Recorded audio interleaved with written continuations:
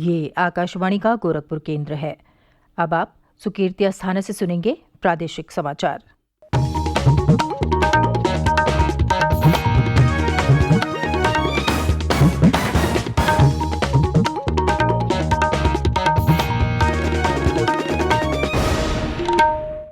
पहले मुख्य समाचार।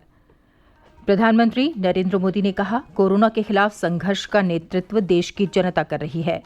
मन की बात कार्यक्रम में प्रधानमंत्री ने कहा, 2 गज की दूरी है जरूरी, हमारा मंत्र होना चाहिए।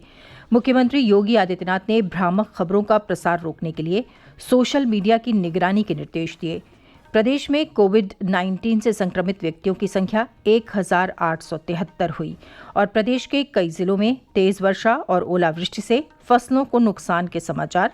मुख्यमंत्री ने अधिकारियों को क्षति का आकलन कर तत्काल सहायता उपलब्ध कराने के निर्देश दिए। और अब समाचार विस्तार से। प्रधानमंत्री नरेंद्र मोदी ने कहा है कि कोरोना से भारत की लड़ाई में देश की जनता ही नेतृत्व कर रही है।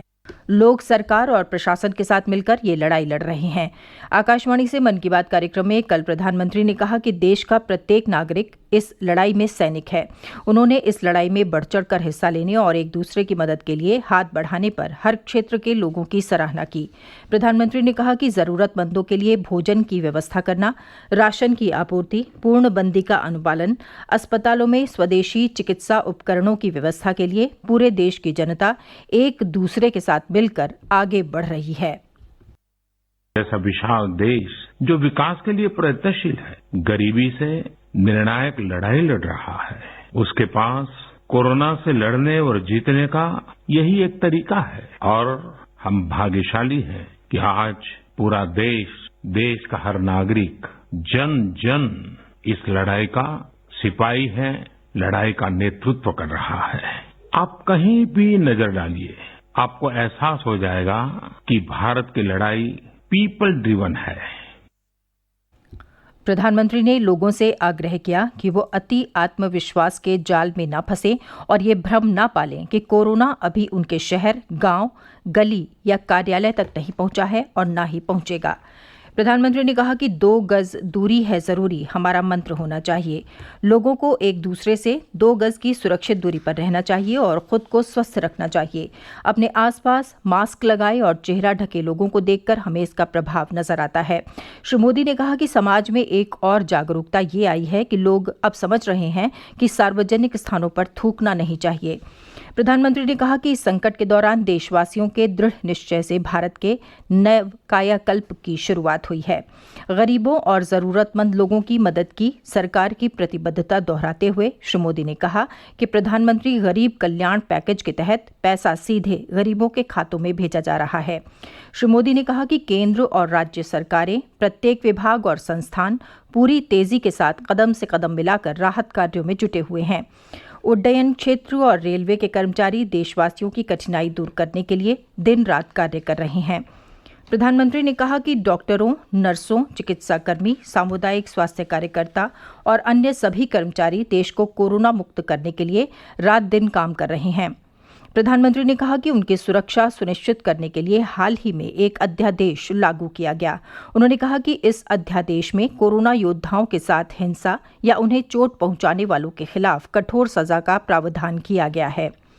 प्रधानमंत्री ने कहा कि रमजान का पवित्र महीना शुरू हो गया है और लोगों को दुआ करनी चाहिए कि ईद से पहले दुनिया कोरोना से मुक्त हो जाए और लोग उत्साह के साथ ईद मना सकें। इस रमजान को संयम, सद्भावना, संवेदनशीलता और सेवा भाव का प्रतीक बनाएं। इस बार हम पहले से ज्यादा इबादत करें ताकि ईद आने से पहले दुनिया कोरोना से मुक्त हो जाए और हम पहले की तरह उमंग और उत्साह के साथ ईद मनाएं।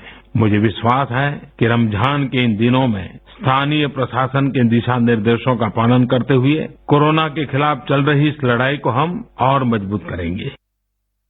मन की बात कार्यक्रम के बारे में सूचना और प्रसारण मंत्री प्रकाश जावड़ेकर ने कहा कि प्रधानमंत्री द्वारा बताई गई बातों का पालन करते हुए हम कोरोना से मुक्ति पा सकते हैं।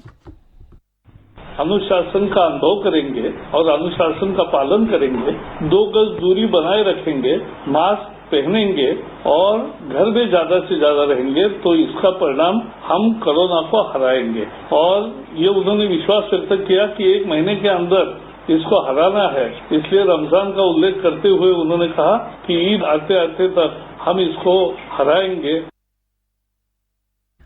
प्रधानमंत्री नरेंद्र मोदी आज वीडियो कॉन्फ्रेंस के जरिए राज्यों के मुख्यमंत्रियों के साथ बात करेंगे।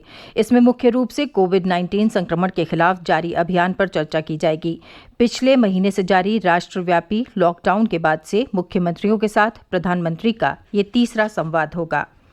राष्ट्रीय स्वयंसेवक संघ आरएसएस के प्रमुख डॉक्टर मोहन भागवत ने स्वयंसेवकों से कोविड-19 महामारी से पीड़ित सभी लोगों की सहायता के लिए सक्रियता से काम करने को कहा है।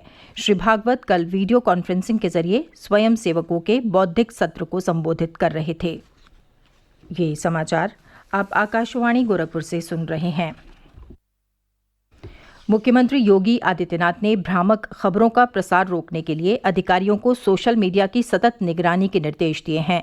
लखनऊ में कल टीम 11 के साथ लॉकडाउन की समीक्षा बैठक में मुख्यमंत्री ने कहा कि पूर्णबंदी के दौरान प्रदेश में जिन औद्योगिक इकाइयों को चलाने की अनुमति दी गई है वहां पर कर्मचारियों के बीच परस्पर सुरक्षित दूरी का सख्ती से अनुपालन सुनिश्चित किया जाए। मुख्यमंत्री ने कोरोना संक्रमित मरीजों के इलाज के लिए प्लाज्मा थेरेपी को बढ़ावा देने पर बल दिया। उन्होंने कहा कि प्लाज्मा थेरेपी के अच्छे परिणाम आए हैं। पूल टेस्टिंग पर जोर देते हुए मुख्यमंत्री ने कहा कि इसके जरिए अधिक से अधिक लोगों की जांच करके कोरोना वायरस महामारी पर प्रभावी नियंत्रण किया जा सकता है। प्रदेश में कोविड-19 से संक्रमितों की संख्या 1,873 हो गई है। कल 80 मरीजों में संक्रमण की पुष्टि हुई। राज्य में 327 लोग बीमारी से स्वस्थ हुए हैं और 30 लोगों की मृत्यु हुई है। प्रदेश में कोरोना के सक्रिय मामलों की संख्या 1,516 है। आगरा में कोविड-19 के एक्टिव मामलों की संख्या 313, लखनऊ में 163, कानपुर नगर में 160, मुरादाबाद में 94, फिरोजाबाद में 79 और गौतम बुद्ध नगर में 46 है। गौतम बुद्ध नगर में कल 71 लोगों को स्वस्थ हो जाने पर अस्पताल से छुट्टी दी गई।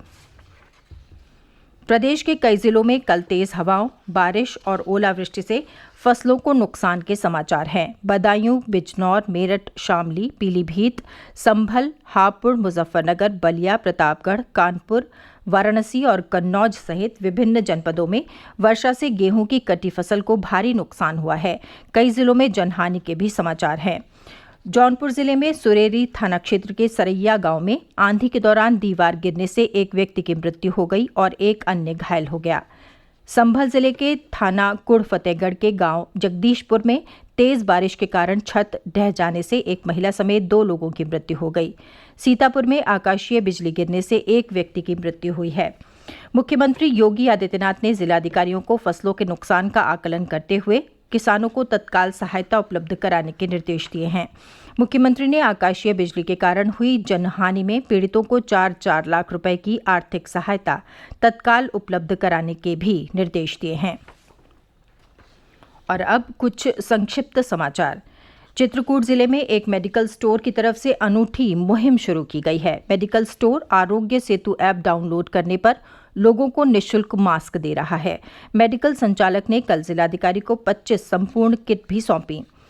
मेरठ में कोरोना महामारी के फैलाव को रोकने के लिए नामित जनपद के नोडल अधिकारी प्रमुख सचिव सिंचाई टी वेंकटेश ने कल जिला प्रशासन की ओर से संचालित सामुदायिक रसोई का निरीक्षण करके रोटी बनाने वाली मशीन का उद्घाटन किया। कन्नौज में जनपद न्यायाधीश मुशीर अहमद अब्बासी ने कल जरूरतमंदों को खाद्य सामग्री वितरित की। इस दौरान सोशल डिस्टेंसिंग का पूरा ध्यान रखा गया। उन्होंने समाजसेवियों और स्वयंसेवी संगठनों से भी निराश्रित व्यक्तियों की मदद के लिए आगे आने की अपील की है। कुशीनगर जिले के समौर बाजार में जन सहयोग से सामुदायिक रसोई का संचालन किया जा रहा है। यहाँ हर रोज लगभग 300 जरूरतमंद लोगों को भोजन उपलब्ध कराया जाता है।